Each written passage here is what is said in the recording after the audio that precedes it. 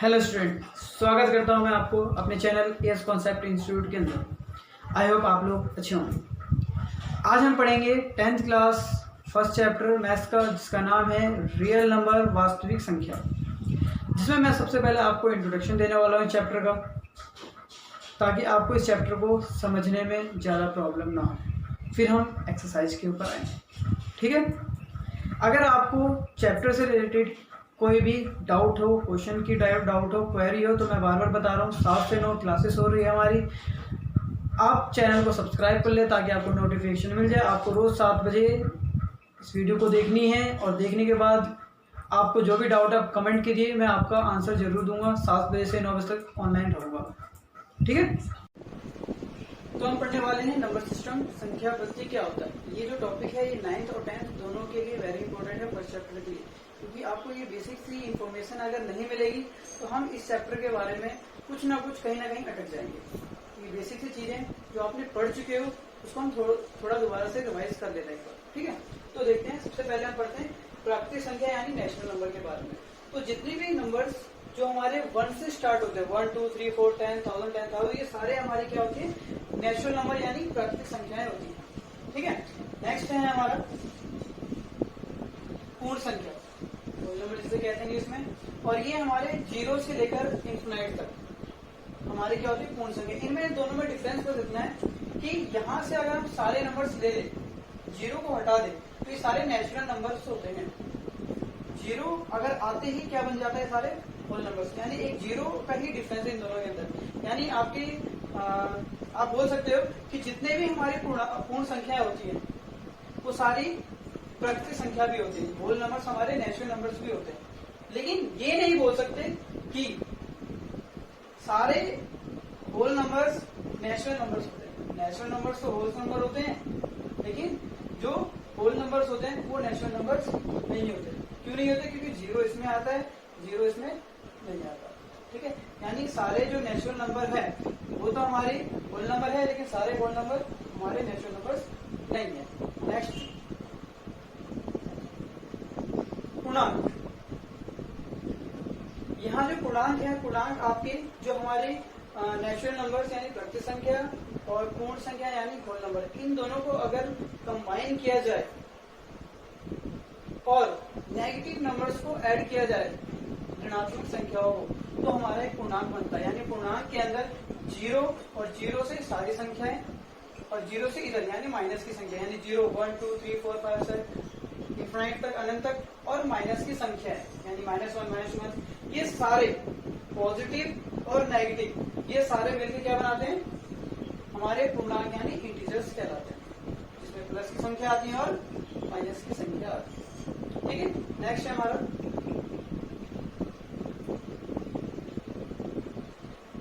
धनात्मक पूर्णांक और ऋणात्मक पूर्णांक। जैसा कि मैंने आपको बताया, अभी पूर्णांक बताया, प्लस की संख्या और माइनस की संख्या हमारी पूर्णांक यानी इंटीजर्स होती है। उसी के अंदर जैसे अगर ये हमारा देख रहे हो, यह पूर्णांक है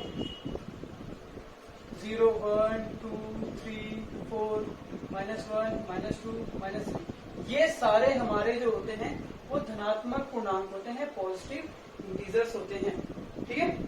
और ये जो सारे हैं हमारे, ये हमारे क्या होते हैं, ऋणात्मक पूर्णांक यानी नेगेटिव इंटीजर्स कहलाते हैं।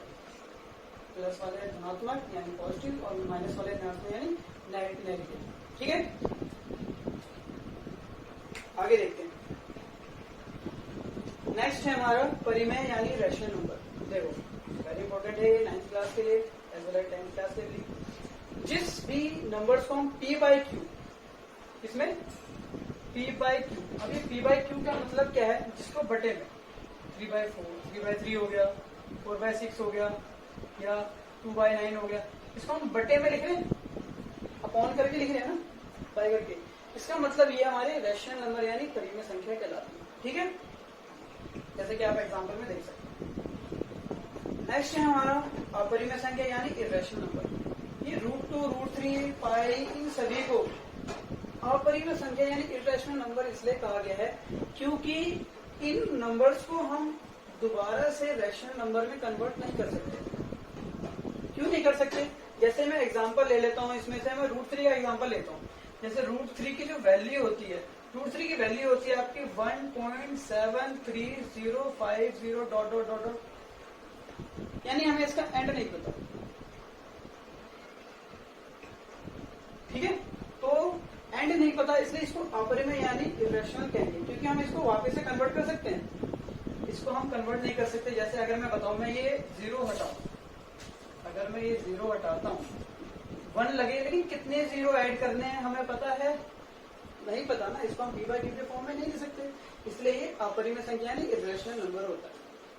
वहीं अगर आपको क्वेश्चन आ जाता है या पूछ लिया जाता है क्या 3 एक परिमेय संख्या है, रैशनल नंबर है, तो जी है। क्यों है?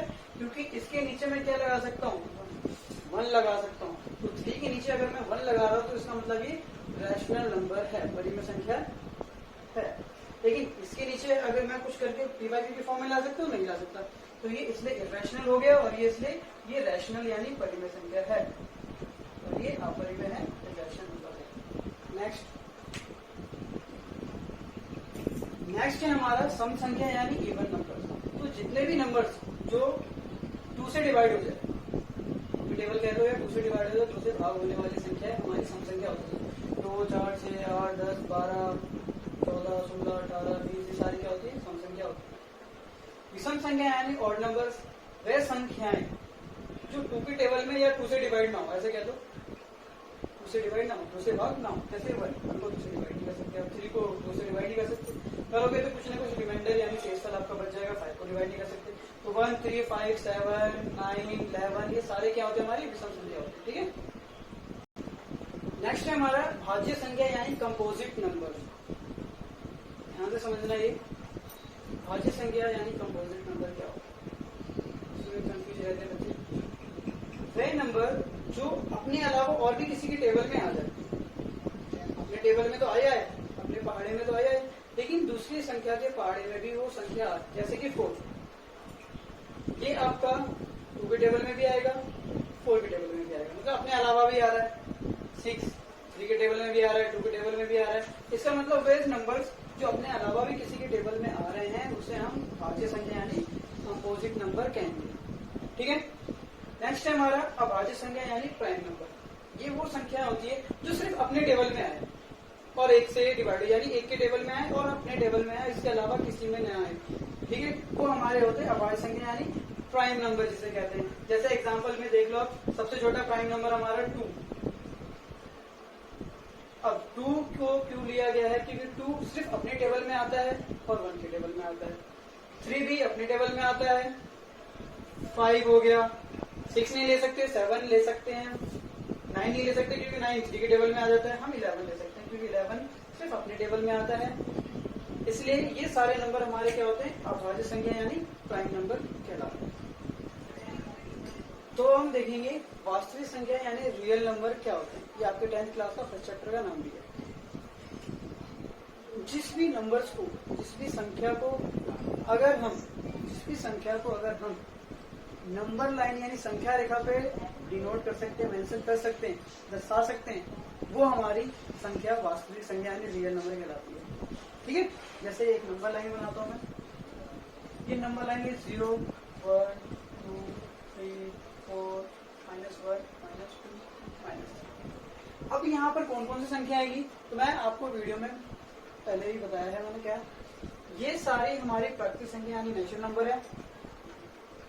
इसको मिला लो तो ये सारे पूर्ण संख्या यानी होल नंबर सारे आते हैं। ये सारे हमारे धनात्मक पूर्णांक यानी पॉजिटिव इंटीजर्स हैं, ये हमारे सारे ऋणात्मक पूर्णांक यानी नेगेटिव इंटीजर्स हैं। ठीक है, परिमेय संख्या अगर इन सभी के p/q के फॉर्म में हम बदल सकते हैं, क्योंकि सभी के नीचे हम 1 लगा दे तो इन सभी नंबरों को हम परिमेय संख्या भी कह सकते हैं। ठीक है, और डेसिमल नंबर यानी दशमलव संख्या जो कि इनके बीच में होगी। जैसे अगर यहाँ पे बात करो तो 1.5 ले सकते हो, यहाँ 2.5, यानी जो डेसिमल नंबर होते हैं हमारे दशमलव वाले संख्या, वो भी क्या होते हैं हमारी नंबर लाइन पे आ जाती है। ठीक है, तो हमने देखा ये जितने भी नंबर्स मैंने अभी आपको बताए, क्या हम सभी को नंबर लाइन पे संख्या रेखा दर्शा सकते हैं? मैंने सबके बारे में बताया ना, सारी संख्या को बताया मैंने। तो जितनी भी संख्या हमने पढ़ी, प्राकृतिक संख्या, नेचुरल नंबर, जितने भी नंबर जो आपकी स्क्रीन पे आ रहे हैं, ये सारे नंबर्स हमारे क्या होते हैं,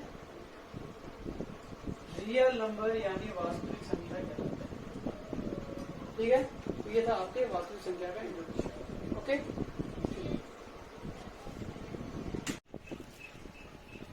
तो पढ़ते हैं हम एक्सरसाइज 1.1 में सबसे पहले यूक्लिड डिवीजन लेमा के बारे में, यूक्लिड विभाजन परमेयिका के बारे में। इसमें परमेयिका के बारे में सबसे पहले हम जानेंगे परमेयिका यानी लेमा होता क्या है। तो ध्यान से सुनिए, देखो जो परमेयिका यानी जो लेमा होता है वो पहले से सिद्ध ऑलरेडी प्रूफ होता है।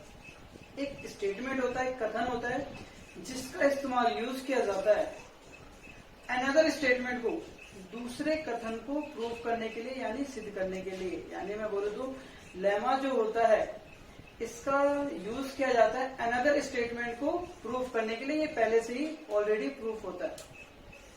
ठीक है, यानी प्रमेयिका जो है ये और पहले से ही सिद्ध है, कथन है, और इस कथन का इस्तेमाल दूसरे कथन को सिद्ध करने के लिए किया जाता है। जैसे कि आपने 9th क्लास में चैप्टर 7, 8, 9 सब में आपने थ्योरम पढ़ी थी, और उन थ्योरम से आपने एक्सरसाइज के अंदर जो क्वेश्चन हम सॉल्व करते थे उस क्वेश्चन में उस थ्योरम का यूज कहीं ना कहीं करते थे।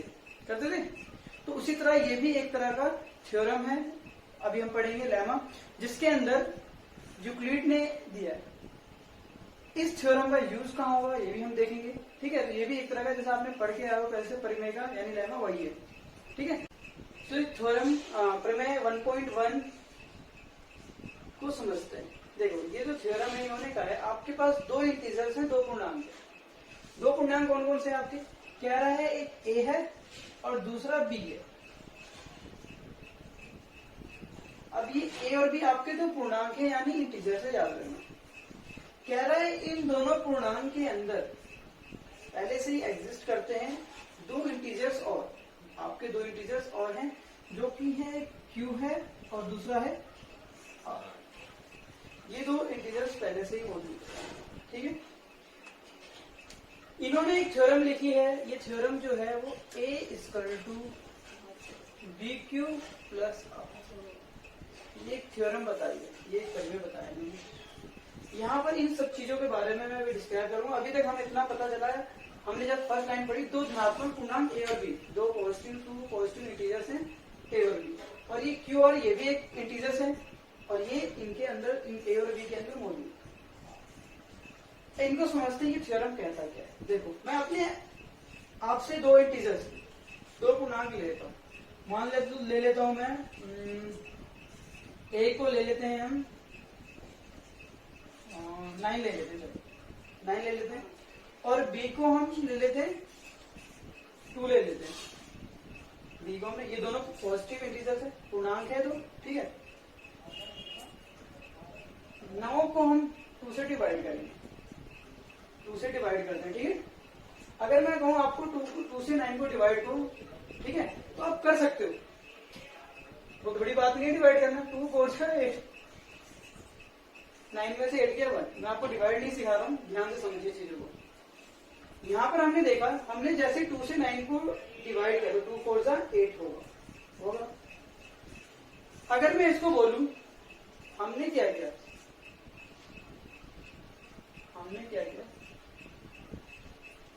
हमने 2 से 4 को मल्टीप्लाई किया और +1 किया, तो वापस से क्या आ जाएगा आपका 9 आएगा। ध्यान से सुनो, हमने 2 को 4 से मल्टीप्लाई किया, 2 4 जा 8 और 1 बच गया, जो माइनस किया हम उसको अगर वापस से जोड़ दे तो क्या 9 आएगा? हाँ जी हाँ आएगा। ये स्टेटमेंट देखिए, बिल्कुल ठीक है। यानी हमें यहां से पता चल गया ये जो 9 था वो हमारा ए था, ये जो 2 था वो हमारा बी था, और इनके अंदर ही मैंने बताया था एग्जिस्ट करते हैं दो और पूर्णांक, दो इंटीजर, और वो कौन है, ये आपका क्यू होता है और ये आपका आर होता है। यानी मैं आपको दोबारा बताता हूं, जो हमारा हम जिसको डिवाइड करते हैं वो हमारा ए है, जिससे करते हैं वो हमारा बी है, कितने बार में किया हमने उसको, वो हमारा क्यू है, और जो रिमाइंडर बच जाता है शेष पर वो हमारा आर होता है। ठीक है, क्या ये चीज मैंने इनको सोल्व करके मैं ला सकता हूँ? हाँ ला सकता हूँ। इसका मतलब ये जो स्टेटमेंट है ठीक है, ये थ्योरम कहती है आपकी, ठीक है। इसको फॉलो करेंगे हम अभी एक्सरसाइज के अंदर। इसको और भी लिख सकते हैं हम, ठीक है, जैसे मैं बताता हूँ। तो इस प्रमेय को हम इस तरह भी लिख सकते हैं, भाज्य भाजक गुणे में भागफल प्लस में शेषफल जो आता है, इस तरह से आप लिख सकते हैं।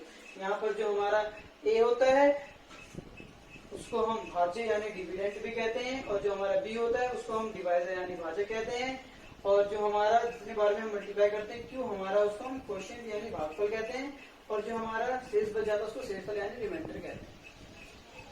ये प्रमेय और क्या कहता है, जो आपका आर होता है वो या तो 0 होगा या 0 से बड़ा होगा, 0 होगा या 0 से बड़ा, लेकिन छोटा होगा बी से।